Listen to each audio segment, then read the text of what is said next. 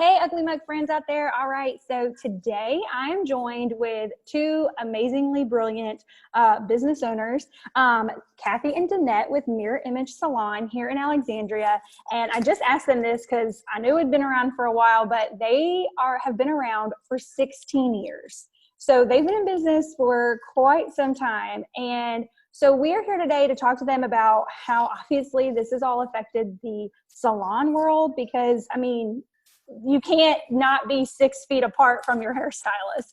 So we're going to talk to them about how it's affected their business, what they're, doing to still talk to clients, and then, what are they looking forward to with coming back. So, hey, ladies, how are y'all this morning? Morning. Hi, good morning. Y'all ready? Y'all ready for the day? Yes, we're getting there. I told them I had to make sure my hair looked real good this morning since I was talking to two hairstylists. And I had to make mine proud. That's it. Awesome. So a very good job. She did. She's awesome. So we're just going to kind of jump right into this. And so if y'all want to just like give us a little history of the salon, and then, how has this affected the business of what y'all do? Well, first of all, thanks for having us. Yes, we appreciate you wanting to talk with us about this. We've been in business for 16 years, like you said, and we're strictly a hair salon, and we are a touch business. I mean, we have direct contact with our guests. And so this virus has really done a number on our business because, not only do we do their hair, but we also have relationships with them. We touch them, we hug them, we hold their hands, and it's a very intimate type of business, and it's hard to do that when you have to distance yourself 6 feet. You can't do it. Absolutely. Yeah, because this is definitely a hands-on business. It's definitely a touchy-feely business, and we're in their heads constantly. We're over their heads, we're in their faces. So to keep our social distancing, we cannot do that at this time. So we're definitely looking forward to when the day comes when we can get back to that. So we made a decision when all this came about. We knew that we couldn't stay open. And when the president said, 2 weeks of social distancing, we made the call and decided, well, this is what we're going to have to do because it's better. It's the safest thing for us to do for our company, our team, and our guests that come in the salon. So that was a really tough decision to make, to close. We've never, ever closed in our 16 years of business. And it was scary. Yeah. It was really scary. It was super scary. Danette and I both have been hairdressers for 35 plus years. Mm-hmm. And so this is our first encounter with something like this. And plus, we have 12 stylists, and we have 2 front desk support staff, and so we're not the only ones out of job. So are they. So they've been put on furlough and anxiously waiting for us to get back to work as soon as possible. But again, it's very important that we abide by the regulations that the governor has put down and the president has put down, so that we can all stay safe. Mm-hmm. Yeah. That it would be this long, 2 weeks turned into 4 weeks, and now we're going on 6 weeks. So, and I had just, shared with y'all, I had come in that Saturday before, it just like happened to work out. And, Danette, you made a great point. Those people who were supposed to come in that first week y'all took off, they were probably at anywhere between 6 to 8 weeks. And now they're running at 2 months.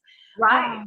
So I'm sure, and going to the salon, and I think a lot of people can attest to this is, the salon world it's every big moment in your life. You go get your hair done, proms, weddings. Cancer patients, they're entrusting that everything to their hairstylist. Yes, I know I've known my hairstylist, my particular hairstylist for years and everything like that. But Sarah was there with me through my husband's entire deployment. And, she was there like the week, I think week or 2 weeks before he came home, excited with me that she was fixing me up so I looked good when he came home. Like, hairstylists to me are essential. I mean, I know not, but I feel like they're essential. So how are y'all still reaching your clients, reaching your people? How are y'all still able to do that right now? Well, we've always done emails and social media and our website. So we have kind of definitely ramped that up and making sure that people are aware of our situation and the mandate for the whole state of Louisiana and the whole country. So we definitely keep sending out weekly the email reminders, the social media, they can website, they can contact us, and through phones. We're here, Danette and I here throughout the whole week, on and off. And so we answer, messages that they leave. So we get back with them and let them know the update. Of course, their first question is, when we're going to open up and when we're going to get back to business. And of course, we still don't have that answer. We're hoping to get that today. Yeah, that would be awesome. But yeah, we try to keep in touch with them as much as possible. We try to post something at least 2-3 times a week, just feeling them out and just reassuring them that we're still here, that we're still thinking about them, that we can't wait to be open, that our team is ready, and everybody can only clean so much and organize so much. Everybody's ready to go back to work. Yeah, We're ready to go back to work. So, yeah. Yes, for sure. And I know it's so, everybody keeps talking about this new normal that's going to be. And, like you said, we don't know what they're going to mandate or how they're going to open up businesses and in what stages, everything. And, what you guys said earlier with, y'all are a touch business. Even if maybe your client isn't a hugger or anything, you cannot not do your job without touching people in some way, shape, or form. And so I know that has got to be, difficult and stuff. And so how have you guys been reaching your team? How are y'all communicating with 12? Is that what you said? Yeah. Well, actually this Zoom is our first encounter with that over this crisis, because we had to learn how to do that with our team, and that has really kept us all in the loop, checking with each other and seeing what everybody's up to. They're all doing some really cool things. We try to do that a couple times, once a week is what we're trying to do that now. Yeah. Because when we first started, we were all at home still, and so we did a FaceTime. And then one of the team members had talked about Zoom and how they did it. So we was like, okay, well, we can learn that. No problem. So we had to go in and create an account. And, so Danette and I are still learning our social media. Yeah. This has really forced us to be more savvy with our social media. So I suggest if anybody's not, they learn. Because you never know. I mean, it has changed everything that we do now. I mean, they're doing social medicine. They're doing those online medicine visits. Through the video cams there. They're doing diagnostic tests with their medical. And teaching, and just everything is through social media now. Yeah. So it's a new world. It was forced upon us, but it's a new world. Yeah, but that you guys made a great point though. There are times, and we've heard from a lot of people who have said, this wasn't my strong suit, social media or, maybe email communication, that they're like, that wasn't my strong suit, but now it's becoming my strong suit because that's what we have to do. And, embrace, it wasn't okay, I'll look into it. It was you look into it or you're not going to stay relevant. Do it or die, huh? Yeah. So, we've definitely used a lot of communications in the field that we're in, but we've definitely used it a whole lot more now with all of this. What are some things that y'all have been, while you're at home, you know, while you're kind of looking at big, you know, being able maybe to see the, you know, the salon from a bird's eye view instead of, because y'all are both hairstylists, y'all both, you know, do what your job is, what your business is. What are y'all hoping to kind of take away from this time that you've had to kind of step back and, you know, embrace some of the changes that have come in and everything? What are y'all hoping to kind of get out of this? Well, actually, I guess one of the main things is not to take what we do for granted, because it is a gift and it is an art, and it's something that each one of us has something different to offer. Our guests, we have relationships with them. They're not just people that come in and we do their hair. We have real relationships, and you know, the importance of that to us is, I mean, at first they're saying that, oh, I miss you, my roots are gray, my this, but now I'm like, I miss the people, not just doing the hair. I miss the communication, the interaction with the people. Yeah. You don't realize that you are a people person until you can't get around people anymore. You know, I mean, we have probably anywhere between 200 to 250 people that come through here every day. And so by the end of the week, we have talked all week long. So we're kind of ready to go home and, you know, kind of just have that me time. But so you think, oh, okay, that's it. But when you are out for 6 weeks and you don't talk to those people and you're like, oh, wow, I am a people person. I need that interaction. I need that socializing. I need that neediness. I need them to need me as much as I need them to need, they need me, you know? So it's a lot of waking up. And then you also know that it's family time. It's, you know, enjoy your family while you're through this. Enjoy being with your children. Of course, neither one of us have children at home. So we're missing our grandchildren tremendously. So, because we have not been able to see them through all of this. So that's a hard thing. But it's, you know, if you just wake up and think of something different every day, you know, that goes by. And so we're just ready to get back to what we call our norm. But and we've seen so much kindness through this period. I mean, you've seen people reach out to each other, and it's been beautiful to see the world reacting like they have. You know, and when we go back to work, it's not going to be the same. It's going to be different. But I think we're all going to appreciate what we have a little bit more. It made us all kind of stop and smell the roses and realize what's important in your life, and that we can have balance of work and home, and you know, just people in general it's important to have relationships of all kinds, whether it's work, whether it's home, or whatever. It's really important, and it's going to slow us down, but maybe that's what we all needed. You know, maybe that's what we all needed. Absolutely. Yeah, because for sure. Yeah, because we're so used to going nonstop, you know, and then all of a sudden everything stops. But it's, you know, we really have it lucky today compared to other pandemics that they've had around, like back in the 1900s. You know, the last one was 1918. They didn't have social media. They didn't have Zoom, you know, and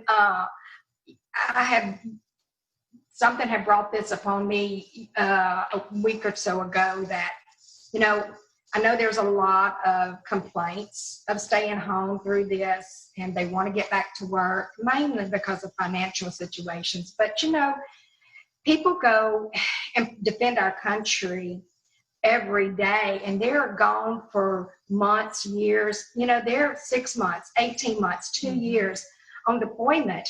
They don't have social media. They don't have Zoom. They don't have a cell phone that they can call. They don't even have, what is that, waiter that you can call and get your food, you know? They're in the desert and they're eating rations and they're out there, you know, and they're not complaining. They're saving our country. They're allowing us to be free. So I think that, you know, this is a time for us to step back and say, hey, we can do this for a short period. Right. And then we can get back to our everyday life. But those people that are saving us from our enemies every day, you know, they have it a whole lot worse than we do. So I'm not going to complain. No, So- and it's something I had posted on social media, and I truly believe this, that, we can't control what life deals out. I mean, what happens in life, but what we can control is how we react to it.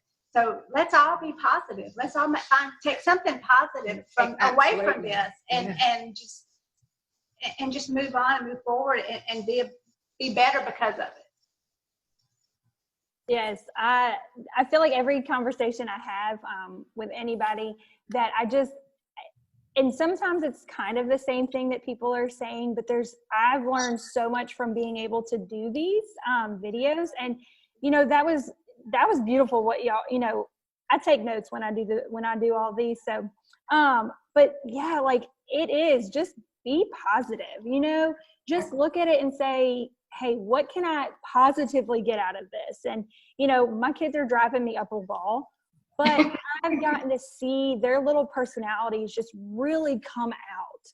And, I've seen more like, I want McKenna to be a dancer so much, but that girl is rough and tumble. And I'm like, I may not get my prima ballerina out of this thing, but but it's fun, and I'm enjoying it. And, they are getting to see my husband and I more where they didn't, because we were working or off in meetings or whatever. And so, yeah, I loved everything y'all said.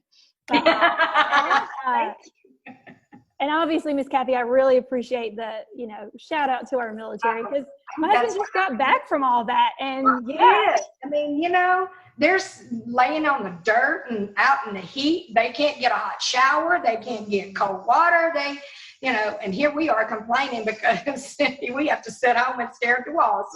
I mean, God, but we got air conditioning. We've got a good shower, and we've got all of that. So I was really, I don't know. I think I watched a Navy SEAL show or something like that. And I'm thinking, gosh, I don't have nothing to complain about. It could be so much worse. I call this a season that we're in, and like every other season, there's 4 of them, and we'll get out of it, and we're going to come out better and happier than what we were when we went into it. So I think it's going to be good.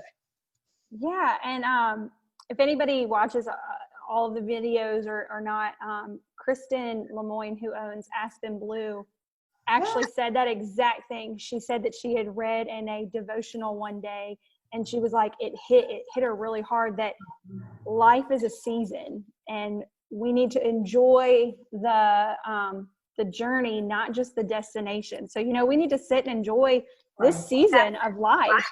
Yeah. Now. I think it's funny that with the Navy SEALs, so we're actually reading this book right now. It's called Extreme Ownership. U.S. Navy SEALs Lead and Win. And I need that book. You do. I've already tabbed it. And we've just started it, but it's very interesting how the 2 authors put it into perspective of businesses.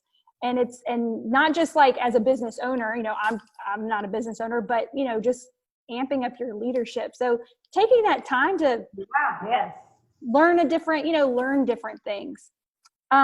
Is there anything else that you guys want to let your customers know, let your clients know, let people who maybe have never been a client of yours, just about your salon and about either one of you guys or any of your team? Well, I mean, first of all, we miss you. We miss all our guests, our regular guests, our past guests, and new guests. We welcome you. We are going to be open. Regardless of what happens, we're going to figure it out, and we're going to move on, and we will be here. So hopefully. Yeah. So I feel the same way. It's nothing more important than having your family and your loved ones around you at all times. And, secondly, it's, those relationships that you build through the years, those are super important to you as you grow into your life And then the main thing is to know that this is only a season and we're going to get through it. As long as we all stick together and do what we need to do to stay healthy, we'll get through this. And then absolutely want to make sure that all of our guests and our team, we have the best team ever that we could ask for. They're super. They have been really awesome through this whole entire thing. They've been very supportive to us. So we're super happy that we have them, and we can't wait to get back under the same roof with them. Yes. And thank you, Yes, Jessica, thank you for allowing us to express ourselves through this video today. Y'all are welcome, of course. All right, guys. Well, thank you, Danette and Kathy, so much for coming on. And I love the positivity, and especially for a business that, you know, is so personal. And, you know, again, I can't think of a time or a season of anyone's life that you don't need your hairdresser. You know? And you know what's funny is I've actually seen more men complain about their hair right now than I've seen women. So I think that's funny. You know, they're starting to feel it too. And, you know, my wife just wants to give me a buzz cut, and that's not how my stylist does it. Interested to see what comes out of that. But so I can't, you know, but again, y'all are also two strong business owners. So I love everything that you guys said. And we will be putting Mirror Image Salon's contact information, their social media link in the comments. And I hope everybody has a great day. And thank y'all so much. Thank you. Thank you. We appreciate you, Jessica. Thanks, guys. Bye. Y'all have a great day.